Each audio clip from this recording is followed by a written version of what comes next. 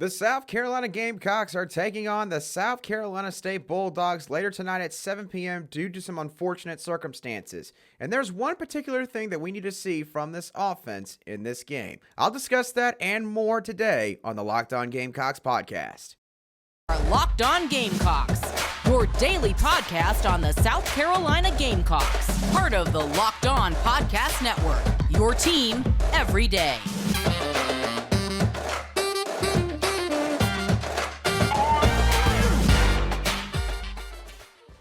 Today's episode is brought to you by BetOnline. BetOnline has you covered this season with more props, odds, and lines than ever before. BetOnline is where the game starts. Hello, Gamecock Nation, and welcome back to the Locked On Gamecocks podcast, your show for daily headlines and potential storylines on your favorite South Carolina Gamecock sports teams. I'm your host, as always, Andrew Lyon, and I thank you once again for making the Locked On Gamecocks podcast your first listen or watch every single day. We are free and available on YouTube and, of course, wherever you get your podcasts daily. And on today's show, I'm going to be previewing South Carolina's Week 5 matchup against the South Carolina State Bulldogs. Although I'm going to do it a little bit differently for this game preview edition on the Locked On Gamecocks podcast. I'm going to talk about one particular thing that we need to see from the offense on Thursday night in Segment 1. Segment 2, I'll give you all a quick breakdown of South Carolina State's offense and defense in terms of execution and sort of the play calling that I noticed from a particular game. And then I'll give my final thoughts and prediction in the final segment of the show. That is the roadmap for this Thursday edition of the Locked On Gamecocks podcast. So I have a quick question for all of you, and I just want you to think about this in your mind for just a second. What is one thing that this offense needs to do against South Carolina State on Thursday night? Okay, I've given y'all a few seconds to think on it. Now, let me tell y'all what I think they need to do, and let's just see how it matches up. Spencer Rattler needs to show out in this game against South Carolina State. It's time for Spencer Rattler to live up to all the hype and expectations that were bestowed upon him when he announced this past December that he was going to be wearing garnet and black threads for the South Carolina Gamecocks this football season. He needs to show opponents that he can be a consistent threat in this offense, airing out the football. That is what he needs to show in this game. Now, am I going to sit here and tell you that he needs to go out there against the South Carolina State Bulldogs, an FCS team from the MEAC Conference who has a coach in Buddy Pugh that obviously is respected by everyone who knows football in the state of South Carolina? I'm not saying he needs to throw it like 40, 50, 60 times. I'm not saying that. But Spencer Rattler has got to get his confidence going in this offense. He has got to have something to put on tape for these opponents that we're getting ready to face in Kentucky, in Texas A&M, in Florida, Tennessee, Clemson, and a couple of others, of course, as well, Missouri and Vanderbilt even. He has got to put something on tape because, quite frankly, at this point in the year, Spencer Rattler has been a complete mixed bag. And quite honestly, we have probably seen too many bad moments from him. Now, of course, I'll get into this in a little bit. Not all the issues with this offense are on him. Not all of his mistakes are completely on him. But let's get back to a different question. What makes a quarterback a threat in the game of football? What makes a quarterback someone that the opposing team has got to respect, that is going to be a dangerous threat to probably score or at least sustain long drives every single time they got the football in their hands? Well, there's a few things that come to mind in my eyes. One, a quarterback is a threat if they understand what's always going on when they are on the football field. So this could also mean, my second point, he is also someone that therefore makes good decisions most of the time. And then the last trait out of the three that I think of in terms of what makes a quarterback a threat is one who is consistently accurate with the football. In essence, you can see the field clearly. You know where you need to go with the football. Now, can you get the ball there?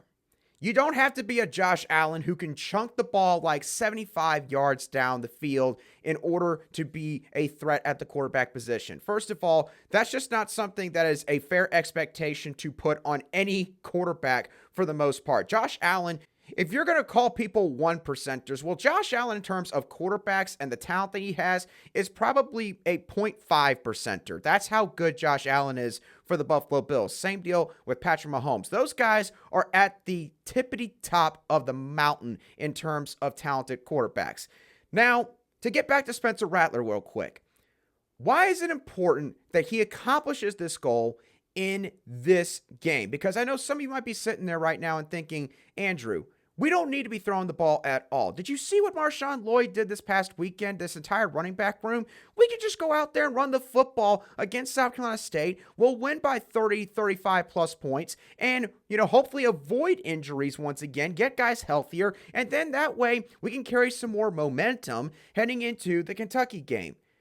And if Shane Beamer and this coaching staff want to do that, they probably very well could. And yeah, that probably would end up being the end result. We would probably not have to see South Carolina be sweating bullets in the fourth quarter at the end of this football game. But in my opinion, you would be doing a disservice not just to Spencer Rattler, but to the entire offense if you do this again like you did against Charlotte last week. And here's why. This offense has shown an ability to run the football now. Of course, the first few weeks you could say, yeah, the running game looked pretty abhorrent. It was very, very bad. Week 1, perimeter blocking just absolutely stunk. Weeks 2 and 3, the running game, quite frankly, was not prioritized enough, and I've already beaten that like a dead horse for, previous show, so I'm not going to get back into those conversations. But the point is, it didn't look good the first few weeks. Then, of course, this past weekend, we sort of changed our tune on the running game by just beating up on a Charlotte 49ers team that, quite frankly, has one of the worst defenses in all of college football. That's great. The South Carolina Gamecocks did what they were supposed to do this past weekend. But the thing is, you cannot expect this offense to do what they did last week against Charlotte consistently against better teams, more talented teams, well-coached teams like Kentucky, who you're going to play in week 6. And I'll get to this point more this next week when that game is about to take place. But I view this Kentucky game as potentially the biggest game for South Carolina's entire season. I think that the entire second half of the schedule, I think that things could swing based on how that Kentucky game goes. To get back to Spencer Rattler, if he does not show that he can be a consistent passing threat this week against South Carolina State, the reason why I brought up what I just brought up a moment ago, Kentucky and other teams that have good coaches, they're just going to do something like stack the box constantly. They're going to force Spencer Rattler to have to make quick decisions. They'll constantly blitz, and they'll basically say, we don't think that you can beat us with your arm for 60 minutes. We just don't think you can do that. And if you do hand off the football, great. We already got 7-8 defenders in the box. We don't think that your running backs are going to be that good to where if 2 or 3 of our guys get through the line, they can somehow shake loose of them. That's what defenses are going to do. I can tell you right now, Kentucky, if they're looking ahead at all, which they probably aren't, but if they are even to a slight degree from an analyst standpoint, they're probably already thinking about that sort of thing. And we need to be honest about Spencer Rattler at this point. He's a 1%er in terms of arm talent. Nobody's going to argue against that. Even detractors of his loudest critics, they're not going to argue against that. But the issue is, for some people, when you know that you're a 1%er in terms of talent, that can either be a blessing, it can be something that keeps you sort of humble or makes you stay hungry to stay ahead of your competition, or it can be a curse because you know you're talented, and sometimes, maybe not all the time, but sometimes when you're in a high-pressure situation, maybe, you're down to the wire getting a project done for your job or something like that, you will just rely on your talent and abilities and think that you're going to get out of the situation A-okay, that everything's going to work out just fine. Life is not always going to work out that way. It's certainly not going to always work out that way in a football game. For Spencer Rattler, his talent is almost a curse because he sometimes still relies on his talent way too much when making certain decisions. Think of the Georgia game and that wheel route to Juju McDowell. Let's be honest. He kind of just thought that he could back shoulder that throw like it was nothing. Juju would be able to catch the ball and the drive would be extended. Instead, Georgia's guy literally was just sitting on that route the whole time. The ball was coming right at him and the pass never stood a chance. That's a perfect example. Also, Spencer Rattler's had spring practice. He's had fall camp. and he's now had 4 live games to get some comfortability in this pro-style offense that was new to him, of course, in January or February or March. And again, not all the offensive issues are on him. I understand that completely, and I concede that point. But at some point, Gamecock Nation, the fan base, they're going to want to see the guy who was once a Heisman favorite in the preseason. They're going to want to see the guy who was the quarterback that led the Sooners to the Big 12 Conference title game. And they cannot afford to wait a whole lot longer. The coaching staff can't afford to wait a whole lot longer because it's not going to get any easier on the schedule. This might be your easiest stretch really all season. So if you don't get it done now, then at that point the question is just when. I mean, it might not even be just fully because of him, but again, think of the opponent you got to face later down the stretch.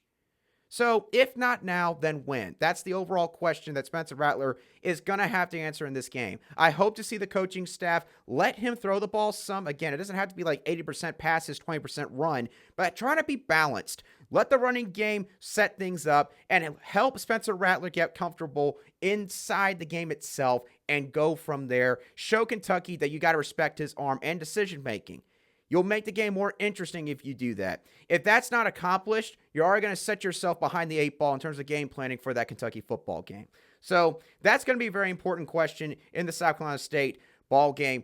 But also, what is South Carolina State going to bring to the field on offense and defense? Well, I'm going to get into all of that in just a couple of moments.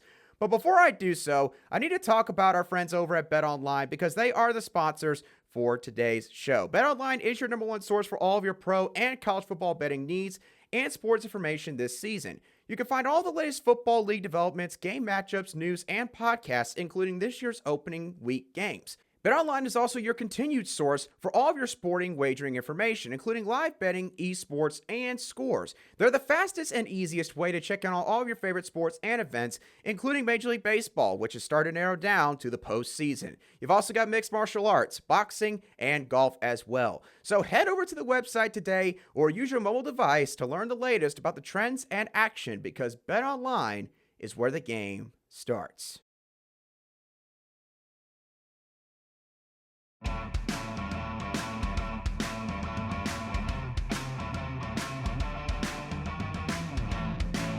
Welcome back to segment 2 of this game preview edition of the Locked On Gamecocks podcast, where we talk about your South Carolina Gamecocks every single day. All right, so let's get into the weeds of what South Carolina State does both on offense and on defense. Starting off with the offense in terms of execution. Now, I watched South Carolina State's game against Central Florida in week 1 because, first of all, it was the only game I could find where I could actually see the entirety of the football game. And secondly, it was a comparable game to use for studying film because, UCF is an FBS football program just like South Carolina. So in this game, there was a couple things that stood out to me in terms of execution on offense. First of all, their quarterback, Corey Fields. I'm just going to be bluntly honest with this guy. He's not very accurate with the football. Basically, if y'all remember how Darren Granger was for Georgia State in week 1 earlier this season, Darren Granger is probably a better passer of the football than Corey Fields. And again, I'm not trying to take shots at the guy because, I'm sure that he's a great teammate. I'm sure that he is a great player for that coaching staff, and he represents the team quite well and the University of South Carolina State. So I'm not trying to take shots at him, but it's just the facts. If he has to throw the football longer than 10 yards, really, his accuracy just drops off a cliff. And that was quite noticeable in the game against Central Florida. And the thing is, his offensive line in the game against Central Florida gave him decent pass protection. There wasn't really a whole lot of pass protection breakdowns from what I could tell during the time that Corey Fields was in the football game. And the offensive line for South Carolina State does seem to do better in pass protection than they do in run blocking. At least when facing Central Florida, that was what I saw. Now, moving on to the offensive play calling, because admittedly, with both of those things working against each other, the offensive execution was kind of tough to get a read on. With their play calling, they run a lot of plays out of the shotgun. They love to run 11 personnel and sometimes 12 personnel, which means that they have 1 or 2 tight ends lined up in line with the offensive line. Another favorite formation or set that they like to run is a split back formation where the quarterback's lined up a little bit closer to the center than the running backs are to the O-line. But he's got a running back lined up on either side of him. And the other thing is, I noticed very quickly that South Carolina State, at least against Central Florida, and they did the same thing against Bethune-Cookman in week 2, they seem like that they're a team that really wants to establish a running game, especially on early downs in a drive. Most of the time that they had first down in their game against Central Florida, they ran the football. It was probably like 80% run, 20% pass from what I saw. And admittedly, this could be partly to avoid having their quarterback in Corey Fields having to throw the ball in obvious passing down situations like a 3rd and 8 or longer. Another thing, they really want to get the football to Shaquan Davis, who wears the number 1 jersey at wide receiver for South Carolina State. They want to get him the ball however they can, whether it's a quick passing route like a quick hitch, or if it's an out route, a post route, corner route, you name it. They will put Shaquan Davis in the slot. They'll put him out wide. They'll put him all over the place because they want to get him the football. I looked at their stats actually just yesterday, and Shaquan Davis has over 200 receiving yards more than the second place receiver on their entire roster 3 games into the year. He's like the only receiver that has 50 plus receiving yards on their offense. So yeah, Davis is obviously their key weapon. He's the guy that makes this offense click. If they can get him the football, they're going to do it however which way possible. He is 6'5", 180 pounds. He is probably the best NFL draft prospect on the team if you're interested in maybe looking further into that part of his game. But he runs pretty well for his size. Route running is pretty decent, and his speed is really good for a guy who is 6'5". So yeah, Shaquan Davis, nonetheless, he is going to be the key player to watch from South Carolina State's offense.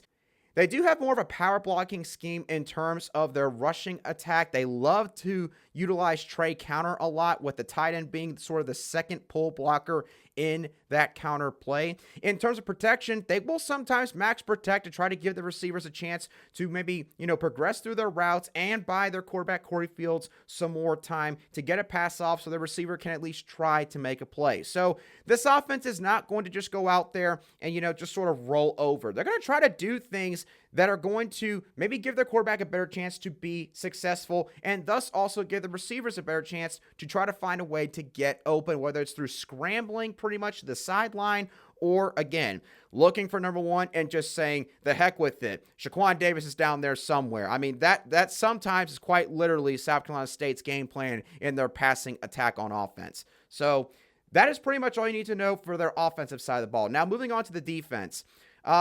In terms of execution, they struggled some with some zone read option concepts up front. They had a really tough time keying in on that, playing contain in their gaps, and Central Florida picked on that all game long when they were playing South Carolina State. Now, South Carolina, of course, in their pro-style offense, you're probably not going to see them do that too much, but don't be surprised if maybe the zone read gets run a couple more times than usual in this game for this very reason. The defensive line was able to hold their ground pretty well against Central Florida, and by that I mean they didn't just get blown off the ball every single play, but they did have issues getting consistent, solid penetration to where they actually were collapsing the pocket and they were able to maybe make contact on a ball carrier in the backfield. So again, you might not just completely blow them away, but they're also probably not going to make too many plays on their own either. I will say this, they do have a defensive tackle named Brandon Tucker, wears the number 65 on their D-line. I think he's a pretty solid player from what I saw. He has a very high motor. He does not give up on plays. And he's probably the one D lineman that can make plays in pass rush or in rush defense. So watch out for him on their defensive line. In terms of who the best player is on their team, just based off the Central Florida game, and the season stats do seem to back this notion up, their best defensive player is linebacker B.J. Davis, who wears the number 5. In the Central Florida game, B.J. Davis was flying around all over the field. He also had a couple plays where he made some real solid tackles in the box against Central Florida's running backs. And he's quite honestly, in my eyes, probably one of the few players on their entire roster who has near Power 5 levels of athleticism in terms of his athletic profile as a football player. This is a guy who, again, he could probably play for Group of 5 teams easily and maybe even some Power 5 teams. He's a pretty decent player, so watch out for him, especially in rush defense. Again, you can sometimes maybe get him out of place just a touch, And if you got enough speed like Marshawn Lloyd or Juju McDowell, then you probably be able to still get past him. But, he's not going to have that happen too often. He's got solid length at linebacker in order to help himself make some plays. So watch out for BJ Davis at linebacker. Their corners are also pretty aggressive in terms of attacking runs and passes on the edge. They are not afraid to run up and try to tackle your guys once they see that the ball is just going out sort of to the boundary right around the line of scrimmage. Their guys will just run up and try to drive on right through you. The defensive line is susceptible to screens sometimes as well by not reading it quickly enough, because of the Ole blocking style that offensive linemen will have when, of course, they are running a screen play. The interior defensive line in particular was very susceptible in rush defense as well. So that's sort of the execution stuff and the players to watch on South Carolina State's defense. Now, in terms of play calling, their defense is a multiple defense. They can run anything from a 5-2 with 5 guys around the line of scrimmage to a 2-4-5 where they have 2 down linemen and then sort of 2 linebackers that are on the edge. So kind of like a, more modern day 4-2-5, basically, where you just have 2 outside linebackers on the edge that are standing up in 2-point stances, basically just standing upright. They will run man coverage on the weak side call, but otherwise, they'll line up in cover 4 or cover 3 a lot. This could have been due to the fact that they were playing Central Florida, who, of course, is a higher quality opponent compared to the guys that they will normally face this season, and they didn't want their secondary to be maybe exposed or get beat deep too often. And especially when you're in South Carolina State's 10-yard line, when you're in their red zone, South Carolina State will run out of a 5-2 formation and just run a lot of soft zone and basically say, look, we'll give you everything underneath, but you're not going to get behind us and score easily. That's kind of the defensive philosophy that you'll probably see them carry into this game. They will also run some stunts up on the defensive line, especially a toe stunt, which is basically a defensive end crashing sort of inside to the offensive guard, while the defensive tackle basically just loops around and takes over the defensive end's original spot going up against the offensive tackle. And they will run some nickel corner blitzes at times from the weak side of the field on, normally 2nd and 7+ situations to try to force some 3rd and long obvious passing downs. So then they could probably blitz a couple more guys on 3rd down. That's sort of the way that South Carolina State operates on defense. And that is overall what they do on both sides of the ball. So what do I think is going to happen in this game overall later tonight? Well, I'll cover that in just a couple of moments. But before I do that, I also need to talk to y'all about something that's really important for small businesses, people who own small businesses especially, because these days, every new potential hire can feel like a high-stakes wager for your small business, like you're at a poker table in Vegas playing some blackjack. You want to be 100% certain that you have access to the best qualified candidates available, and quite honestly, you don't always get that, which is why you should check out LinkedIn Jobs. Because LinkedIn Jobs is here to make it easier to find the people that you want to talk to faster and for free. With people like me being a recent college graduate and networking with people from the University of South Carolina, if one of us decides to get a job in a field that involves said person, it'll make it easier for the both of us to network with one another, to get to know one another, to know what you're getting in that person. When you use LinkedIn Jobs, you can create a job post in minutes to reach both your own personal network and the worldwide professional network that consists of over 800 million people. You can also add your job to the purple hashtag hiring frame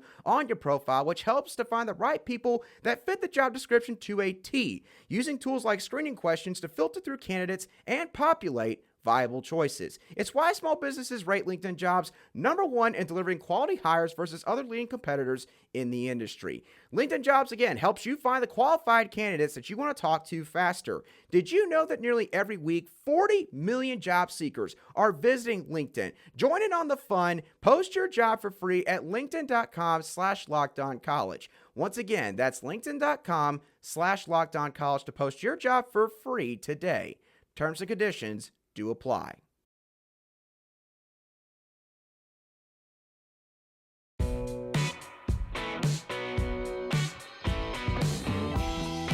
Welcome back to the final segment of this game preview edition of the Locked On Gamecocks podcast, where we cover your team every single day in just 30 minutes. All right, so I've talked about what Spencer Rattler needs to show in this game against the Bulldogs. I've talked about South Carolina State's offense and defense in terms of an execution and play calling standpoint. Now, what are my final thoughts on this game and what I think the final score is going to be? Well, I'll go ahead and say I think that South Carolina is going to win this game. I don't really think that there's any way in which South Carolina State keeps this game close beyond maybe the first quarter. After what I saw from the Central Florida game from their quarterback, Corey Fields, yeah, I just don't see any way that this offense can really, quite frankly, test South Carolina's defense to a really high degree, which is why I think that this really needs to be a game in which South Carolina on defense, this is a perfect opportunity to really try and right the ship in a few particular areas. You need to do better in third down defense. Charlotte, despite the fact they only scored 20 points on you this past week, they converted their first 7 third down attempts. Now, of course, a couple reasons why this was the case was because, one, credit to Charlotte's offensive coordinator. He was calling some really good plays that were perfect for the third and short situations that Charlotte kept finding themselves in. And secondly, Chris Reynolds is a dog at quarterback. Let's be honest about that. The 49ers quarterback made a lot of really solid plays against South Carolina this past Saturday that, quite frankly, just could not be defended very much at all. This is not a game in which South Carolina has got to worry about that. Now, besides accounting for Shaquan Davis on the outside, cornerbacks, this ought to be a really good game to test your abilities against a solid, tall, lanky wide receiver. This defense, again, should not get tested very much. I will give South Carolina State this much. I do think maybe they could find some success going down the field. I think that maybe they might get a couple completions to Shaquan Davis, maybe a couple of explosive plays to him that helps them get down near field goal range. So I'll say that they get a couple field goals, and then at the end of the game, maybe when the backups are in, maybe they get a garbage time touchdown. That's kind of what I see happening from South Carolina State's standpoint on offense. For South Carolina's offense, going against South Carolina State's defense, like I mentioned earlier, this has got to be a game where Spencer Rattler is really going to show why he was so highly touted coming out of high school, why he was such a highly touted transfer coming to South Carolina, all the buzz that he created. He's got to start fulfilling that in some way, shape, or form. So far, again, he just hasn't done that. And again, not all the issues have been on him. There have been some problems up at the line of scrimmage, although the O-line is getting a little bit better in my opinion. There have been some issues with perimeter blocking. And, maybe the wide receivers are not getting as much separation on some of these routes with some of these play concepts that are being called by Marcus Satterfield.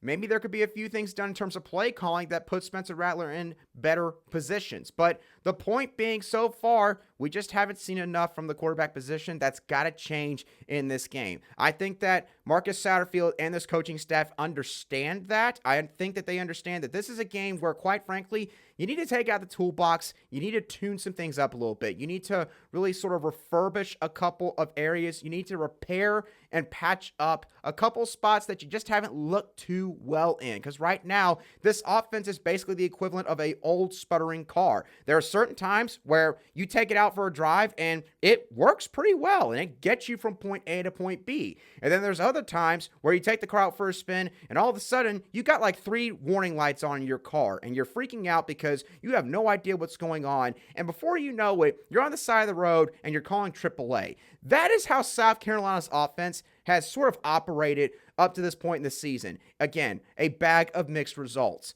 This needs to be a game where you impose your will once again, but we don't need to prioritize the running game this time.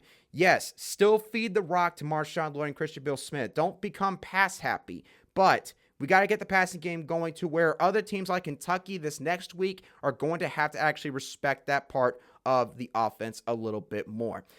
In my eyes, South Carolina is going to run away with this football game. I got a final score of South Carolina 52, South Carolina State 13. That is what my thoughts are on this game. What are y'all's thoughts on this game? What do you think the final score is going to be? What do you think Spencer Rattler needs to do in order to have a solid outing here, maybe to accomplish the goal that I mentioned in segment 1? And also, what is your opinion on South Carolina State's offense and defense? Is there someone else maybe that actually worries you a little bit in this game? I want to hear all of y'all's thoughts, as always, down below in the comments section if you're watching today's show on YouTube.